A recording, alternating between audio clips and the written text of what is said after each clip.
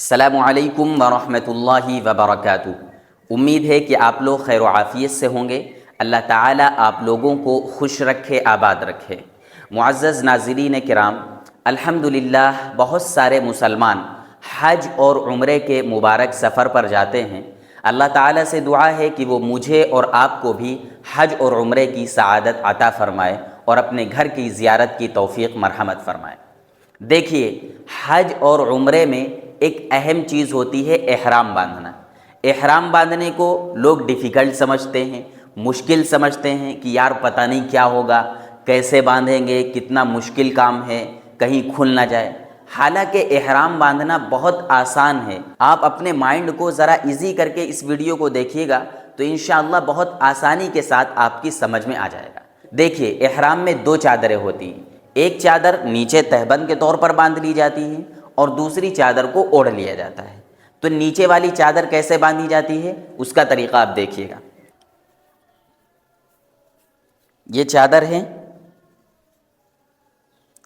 اس کو آپ اس طریقے سے کر لیجئے۔ دونوں کونوں کو، چادروں کے دونوں کونوں کو آپ اچھی طریقے سے ملا لیں، ٹھیک ہے۔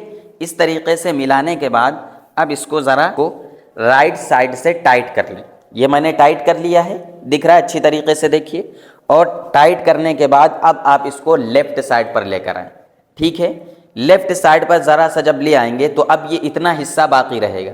اس حصے کو پھر آپ رائٹ سائڈ پر لے کر آئیں، ٹھیک ہے۔ اور پھر اس کو آپ اس طریقے سے فولڈ کر لیں، موڑ لیں اس کو۔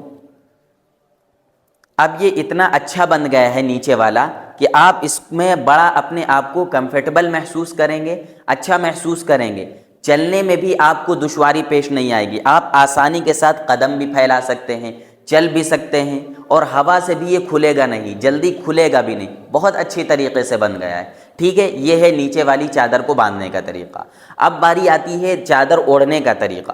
چادر اوڑھنے کا سمپل سا طریقہ ہے، اس میں کوئی سیکھنے والی بات نہیں ہے۔ آپ دوسری چادر کو اپنی لیں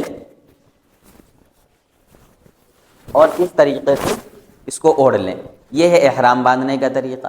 یاد رکھیے، آپ کو یہ جو اوپر والی چادر اوڑھنی ہے، یہ پورے احرام میں آپ کو ایسے ہی رہنا ہے۔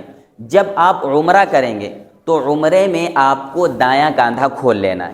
جب آپ طواف کریں گے تو طواف کے دوران آپ کو اپنا یہ دایاں کندھا کھول لینا ہے۔ اس کے علاوہ کسی بھی وقت میں، یعنی صفا مروہ کی سعی میں بھی آپ کو یہ دایاں کندھا نہیں کھولنا ہے۔ ایسے آپ اس کو کریں، نیچے سے لے کر آئیں، اس حصے کو آپ نیچے سے لے آئیں اور اس طریقے سے کریں۔ یہ کب آپ کو کرنا ہے؟ جب آپ طواف کریں گے، ٹھیک ہے۔ طواف کے علاوہ صفا مروہ کی سعی کریں گے، اس وقت آپ کو اپنا مونڈھا چھپائے ہی رکھنا ہے۔ نارمل حالت میں جس طریقے سے اوڑھتے ہیں ایسے ہی اوڑھنا ہے پورے احرام میں، پورے عمرے میں، جب تک آپ عمرے میں ہیں، ٹھیک ہے۔ تو یہ ہے احرام باندھنے کا ایک آسان اور ایزی طریقہ۔